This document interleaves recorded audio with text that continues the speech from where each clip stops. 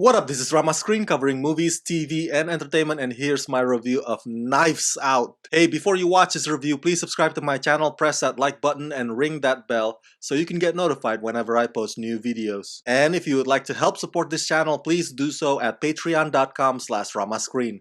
That's patreon.com/ramascreen. Let's rock this. Knives Out is one of the most awesome films you'll ever see. Trust me. I know. The word awesome has been loosely used, but let me narrow it down for you. Knives Out is entertaining, it's full of twists and turns, it's deliciously performed, and it will keep you guessing till the very end. It's just fun. And this is probably the best use of on-screen A-list cast ensemble in a long time. Starring Daniel Craig, Chris Evans, Ana de Armas, Jamie Lee Curtis, Toni Collette, Don Johnson, Michael Shannon, Lakeith Stanfield, Catherine Langford, Ricky Lindholm, and Christopher Plummer. Written and directed by Rian Johnson, Knives Out starts with the bloody death of crime novelist Harlan Thrombey, played by Christopher Plummer, who's found dead with his throat slit just after his 85th birthday. Daniel Craig plays Detective Benoit Blanc, who's been mysteriously enlisted to investigate all of the suspects from Harlan's dysfunctional family all the way to his devoted staff. I know that a lot of Star Wars fans out there hated The Last Jedi, but I'm telling you, once you've seen Rian Johnson's other previous films that he himself originally wrote, Brick, The Brothers Bloom, and Looper, you will be reminded again of how sharp of a storyteller Rian Johnson is. So I guess you can say that Rian Johnson works his best when it's a property that's his own, not somebody else's. Knives Out is one of those movies that has so many layers. The more you peel, the more intriguing it gets. And I love how even though it's a massive cast, most of them have a fair share of screen time. Sure, the story somewhat leans heavy on one or two of them,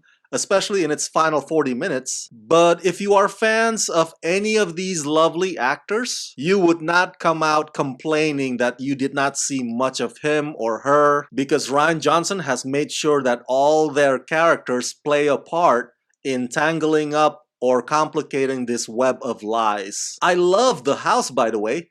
It looks like a place where you can film an episode of Antiques Roadshow. And the cinematography does a hell of a job of tracing every hallway, every nook and cranny, allowing you to marvel at every decoration, statuette, or ornament. And what do you know?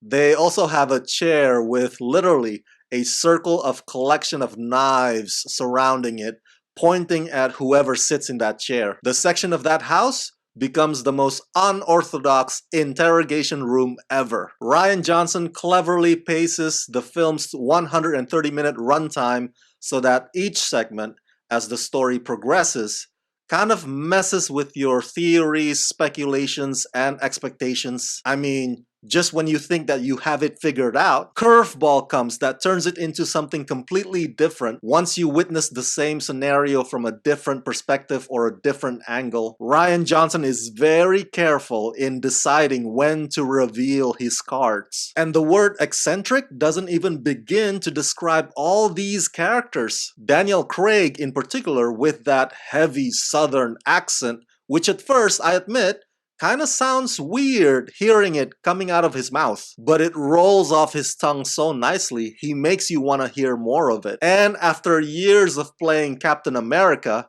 I'm sure it feels refreshing for Chris Evans to act as someone who is the antithesis to Steve Rogers. And thus, we are reminded once again that Chris Evans is more than just an actor who kicks and punches and throws his shield. You may remember the beautiful Ana de Armas from Blade Runner 2049 a couple of years ago, but you will not forget her anymore after you've seen Knives Out. I guarantee you that, because in this one, she's the standout star of the entire thing. Sure, Knives Out may be an homage to Agatha Christie, but my God, what Rian Johnson has done here, he has basically reinvigorated whodunit like never before. This type of film is exactly the reason why we go to the theaters.